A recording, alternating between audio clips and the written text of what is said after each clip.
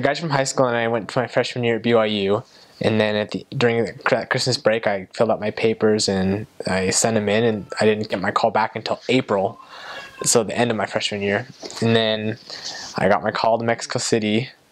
I was kind of not expecting that because I took French throughout high school and stuff, and for sure I was going to go to Europe or Canada or something, but then I was like, Mexico, I'm from Arizona, like that, I can't go to Mexico, that's basically my house, so...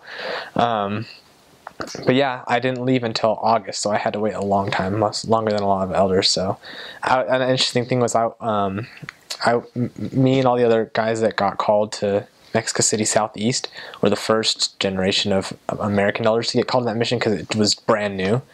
So I reported the MTC on August 3rd, the Provo MTC, and I was there for 9 weeks. When I got to MTC, the mission was created. And then the Mexican elders were getting trained to train us when we got there. So when I got there, it was a brand new mission president. None of the elders were part of the Southeast mission. They were all part of the South mission, the East mission. The MTC was interesting. We called it Spirit Prison because when you're there for 9 weeks straight, you kind of get run out of things to do.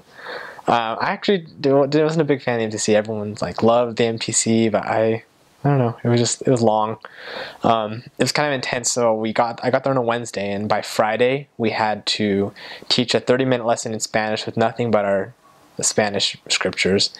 And so I was so nervous. Our first lesson was a disaster because I only knew French, and so when I would go into foreign language mode, French words would come out, and my companion only said English words. So we were supposed to be speaking Spanish, and no one was speaking Spanish. So it was really bad. But yeah, I kind of learned when I left the MTC. I felt like I really kind of knew Spanish.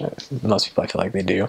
I could give my testimony and pray and teach a lesson. I felt super confident. And then when I got to Mexico City, it was crazy because they speak really, really funny there. It's like the Ebonics of the Spanish language. It's like Mexico City is like the Bronx of Mexico. So it was really, really strange trying to get used to how they speak. And I only knew gospel words. I didn't know how to say normal things. I only knew how to testify of Christ, which isn't really useful in a normal conversation. So